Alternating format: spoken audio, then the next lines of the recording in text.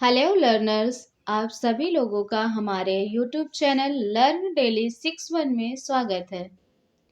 पिछले वीडियोस में हम लोगों ने मनोविज्ञान क्या है, मनोविज्ञान की परिभाषाएं, मनोविज्ञान का क्षेत्र, मनोविज्ञान की ऐतिहासिक पृष्ठभूमि के बारे में अध्ययन किए थे। इसी क्रम में आगे बढ़ते हुए आज हम लोग विकास की अवस्थाओं के बारे में अध्ययन करेंगे। विकास की अवस्थाएं अर्थात बालकों के विकास की अवस्थाओं के बारे में अध्ययन करेंगे। तो चलते हैं आगे हम लोग अपनी वीडियोस में और देखते हैं विकास की अवस्थाएं। मनुष्य एक विकासशील प्राणी के रूप में जन्म लेता है और जन्म से लेकर जीवन के अंत तक उसका विकास होता रहता है। जब वह संसार में आता है तब तक उसका शारीरिक और मानसिक विकास नहीं हो पाता है। मनुष्य जब इस संसार में पैदा होता है तो वो पूर्ण रूप से विकसित नहीं होता है। ना तो उसका पूर्ण रूप से शारीरिक विकास हो पाता है, ना मानसिक विकास रहता है, ना संवेगात्मक विकास रहता है, ना सामाजिक विकास रहता है। शारीरिक विकास तो एक निश्चित आयु के बाद रुक जाता है हर किसी का, लेकिन सबका मानसिक विकास, सामाजिक विकास, संवेगात्मक विकास जीवन पर्यंत चलता रहता है। मनुष्य पूरी जिंदगी कुछ न कुछ सीखता रहता है, उसका सामाजिक विकास होता रहता है। इसी प्रकार से शिक्षा मनोविज्ञान में विकसित होते हुए बालकों का अध्ययन किया जाता है। शिक्षा मनोविज्ञान की दृष्टि से बालक की विभिन्न अवस्थाओं को विभिन्न भागों में बांट करके सभी अवस्थाओं का अलग अलग अध्ययन करना बहुत ही आवश्यक समझा गया है। इसी प्रकार से मनोवैज्ञानिकों ने शैक्षिक दृष्टि से बालकों के विकास को निम्नलिखित 3 भागों में बांटा हुआ है। फर्स्ट है शैशवावस्था, सेकंड है बाल्यावस्था, थर्ड है किशोरावस्था।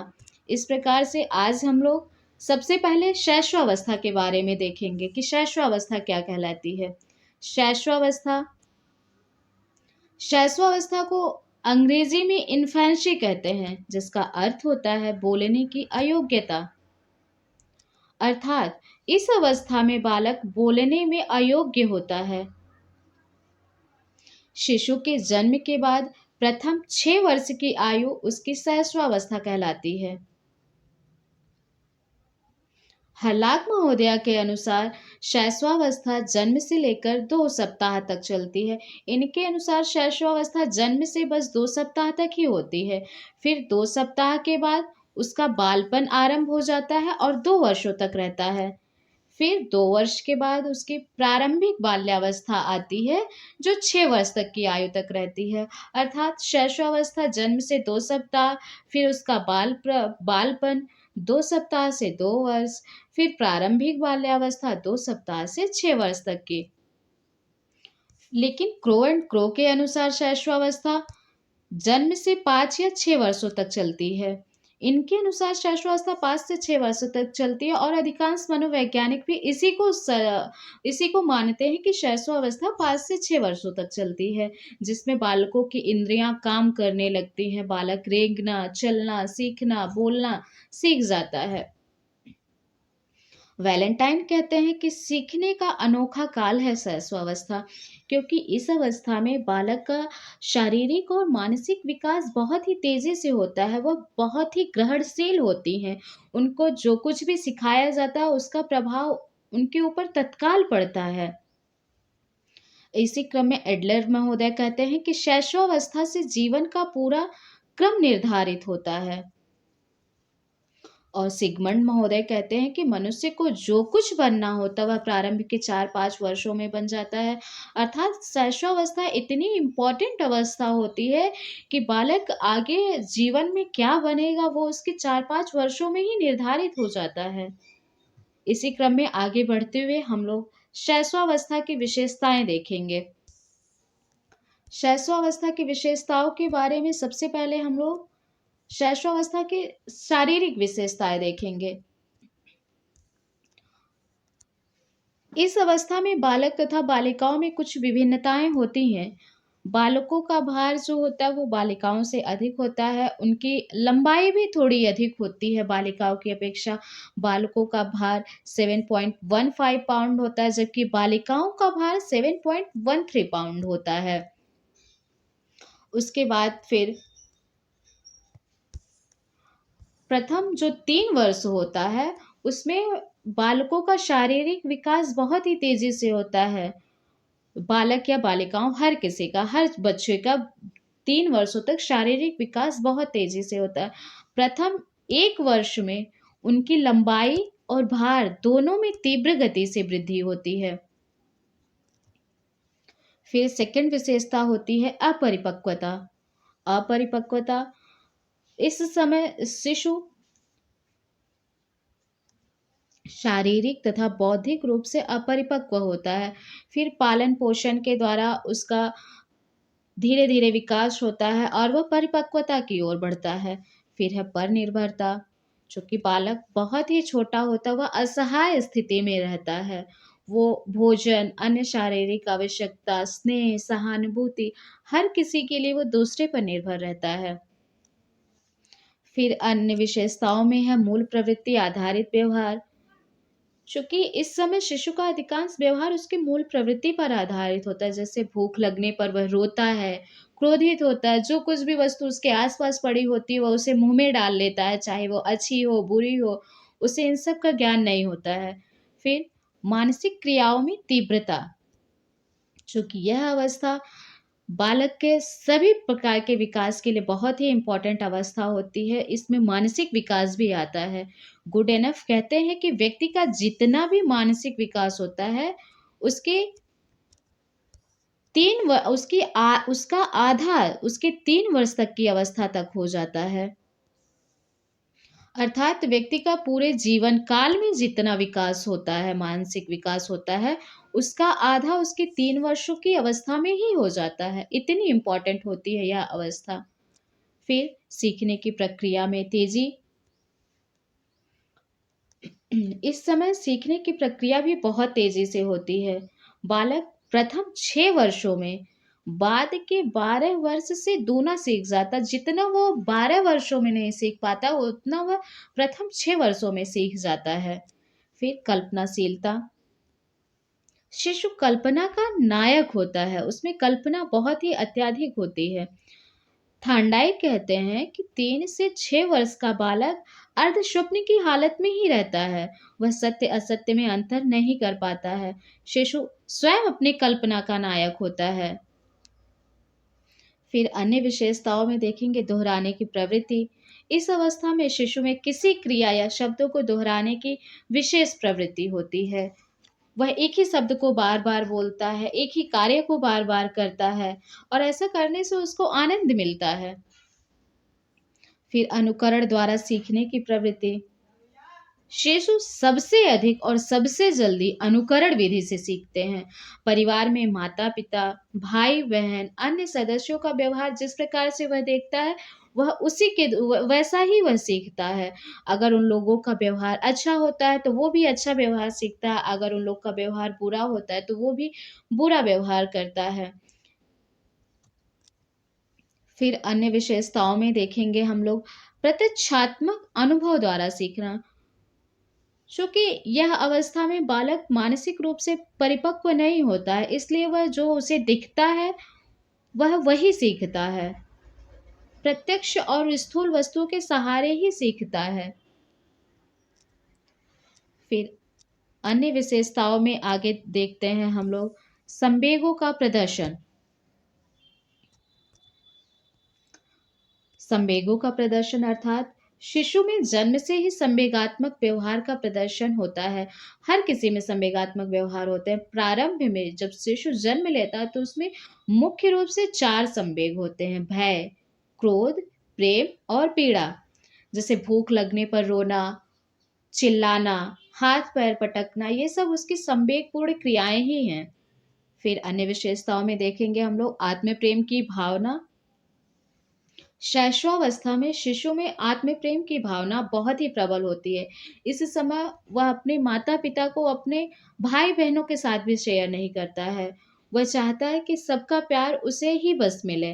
वह अपने खिलौनों को दूसरों के साथ नहीं देता है और अगर ऐसा नहीं होता है तो वह अपने भाई बहनों से ईर्ष्या करने लगता है। फिर काम प्रवृत्ति। इस अवस्था में शिशु की प्रेम भावना जो होती है वो काम प्रवृत्ति पर आधारित होती है और ये प्रवृत्ति बड़ी प्रबल होती है, किंतु उसका प्रदर्शन वयस्कों की भांति नहीं होता है। उसकी काम प्रवृत्ति उसका अपने अंगों से प्रेम करना, माता का स्तनपान करना, हाथ पैर का अंगूठा चूसना, ये सब उसके काम प्रवृत्ति के सूचक होते हैं। फिर नैतिक भावना का अभाव। इस अवस्था में शिशु का नैतिक विकास नहीं हो पाता, उसे अच्छा बुरा उचित अनुचित इन सब का ज्ञान नहीं होता। वह वही कार्य करता है जो उसे अच्छा लगता है, चाहे वो गलत हो या सही हो, और वह उन कार्यों को नहीं करता है जिससे उनको दुख होता है। फिर अकेले व साथ खेलने की प्रवृत्ति। बालक जब बहुत छोटा होता है तब तो वह अकेले खेलना पसंद करता है, लेकिन जैसे जैसे शैशवावस्था उसकी समाप्त होती है, वह समूह में खेलने लगता है। बहुत ही छोटा शिशु जो होता है वह अकेले खेलता है और फिर धीरे धीरे वह बालकों के समीप खेलने की अवस्था में गुजरता है। फिर है सामाजिक भावना का विकास। शैशवावस्था के प्रारंभ में उसमें सामाजिकता का विकास नहीं होता है, लेकिन शैशवावस्था के अंतिम वर्षों में उसका सामाजिक विकास होने लगता है। वह प्रारंभ के 4 या 5 वर्षों में बालक अपने छोटे भाई बहन और साथियों के साथ रहने लगता है, उनसे अपने खिलौने शेयर करना, उनके साथ खेलना, उनके अधिकारों की रक्षा करना, उनको दुख में सांत्वना देने का प्रयास करता है। 2 छोटे-छोटे बच्चे आपस में लड़ाई कर सकते हैं, लेकिन अगर कोई बड़ा और एक बच्चे को डाँटता है तो दूसरा उसको सांत्वना देता है। ये हो गई शैशवावस्था की विशेषताएँ। फिर अब आगे हम लोग देखेंगे शैशवावस्था में शिक्षा का स्वरूप क्या होना चाहिए। शैशवावस्था में शिक्षा के स्वरूप में पहला पॉइंट है पालन पोषण। चूंकि ये सबसे ही महत्वपूर्ण अवस्था है पालन पोषण, और बालकों का पालन पोषण बहुत ही सावधानी से करना चाहिए। उनके शारीरिक विकास के लिए पौष्टिक व संतुलित भोजन की व्यवस्था होनी चाहिए। चूंकि ये शिक्षा की दृष्टि से मानव जीवन में शैशव काल का बहुत महत्व होता है, और इसीलिए वैलेंटाइन ने इसे सीखने का आदर्श काल कहा है। फिर स्वच्छ वातावरण। स्वस्थ विकास के लिए घर तथा विद्यालय में शांत और स्वच्छ वातावरण मिलना चाहिए। घर पे भी और विद्यालय में हर जगह उसे शांत और स्वच्छ वातावरण मिलना चाहिए उसके समुचित विकास के लिए। फिर व्यक्तिगत स्वच्छता पर ध्यान। बालक जब थोड़ा थोड़ा बड़ा होने लगे, जब वो समझदार होने लगे, तो उसे व्यक्तिगत स्वच्छता के लिए शिक्षा देनी चाहिए। जैसे उसके अपने नेल्स की सफाई, अपने शरीर के अंगों की सफाई, इन सब के बारे में उसे शिक्षा देनी चाहिए। फिर स्नेहपूर्ण व्यवहार, ये बहुत ही इम्पोर्टेंट है कि बालक के माता-पिता या परिवार के अन्य सदस्य, हर किसी को बालकों के साथ बहुत ही स्नेहपूर्ण व्यवहार करना चाहिए। इससे उनका विकास उचित दिशा में होता है, और जिन बालकों को स्नेह, प्यार नहीं मिलता है, उनमें कुंठा की भावना आने लगती है और वो गलत दिशा में उनका विकास होने लगता है। फिर मूल प्रवृत्ति को प्रोत्साहन। शिशु की मूल प्रवृत्तियों का दमन नहीं करना चाहिए, बल्कि उसे एक सही दिशा देनी चाहिए। मूल प्रवृत्तियों को अगर बालकों का दबाया जाता है तो उनका शारीरिक और मानसिक विकास अच्छे से नहीं हो पाता है। फिर जिज्ञासा की संतुष्टि। शिशु की जिज्ञासा प्रवृत्ति को संतुष्ट करने का प्रयत्न करना चाहिए, उनके प्रश्नों का संतोषजनक उत्तर देना चाहिए।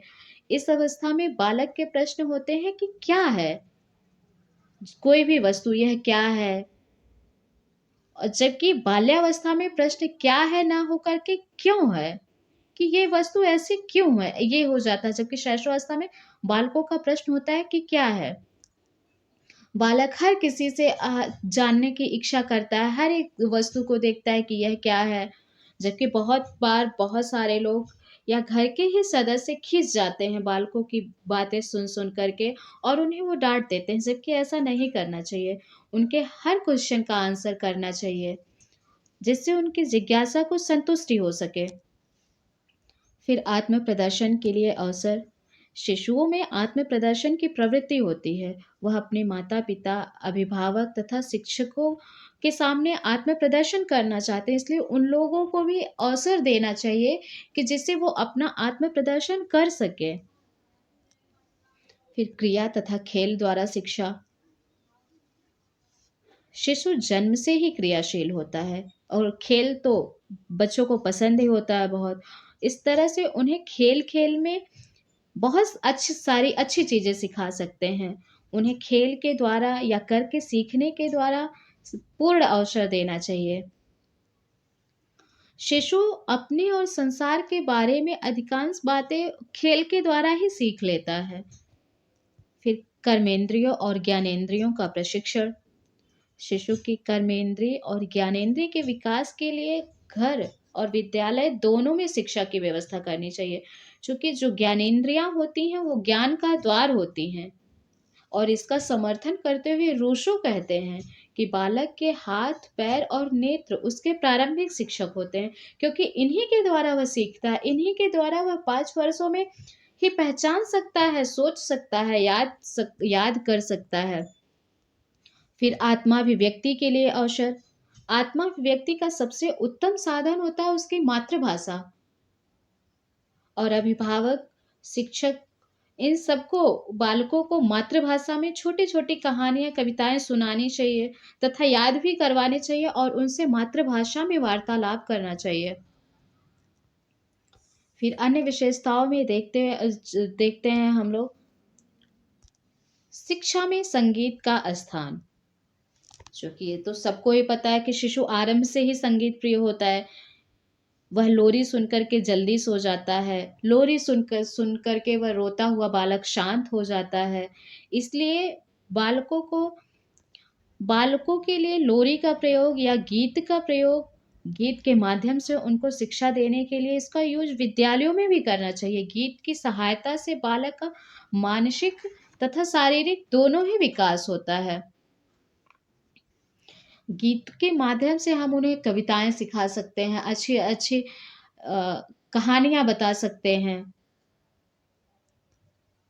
फिर मानसिक विकास के लिए अवसर, चूँकि शिशु को सोचने विचारने के लिए अधिक से अधिक अवसर देना चाहिए। उनसे बातचीत करना, उनका निरीक्षण करना, संवेदन, कल्पना, स्मृति इन सब के विकास के लिए उन पर अत्यंत ध्यान देना आवश्यक होता है। फिर है पाठ्यक्रम रुचिकर हो। यह बहुत ही इम्पोर्टेंट है कि बालकों का पाठ्यक्रम जो होता है वो उनकी रुचि के अनुसार हो, जिससे वो पढ़ सके, तभी उनका पढ़ने में मन लगेगा। अगर वो अरुचिकर होगा तो बालक पढ़ाई से दूर भागेगा और उन्हें खेल और करके क्रिया के माध्यम से उन्हें सिखाना चाहिए। जैसा कि किंडरगार्टन और मॉन्टेसरी प्रणाली के सिद्धांतों का अनुसरण करना चाहिए, क्योंकि इन सब में क्रिया के माध्यम से ही बालकों को सिखाया जाता है। और अगला पॉइंट है शिक्षण विधि क्रियात्मक हो। क्रियात्मक से अर्थात है कि खुद करके सीखना। शिशु को खेल, वस्तु इन सब के माध्यम से शिक्षा देनी चाहिए। और फिर सामाजिक भावना का विकास।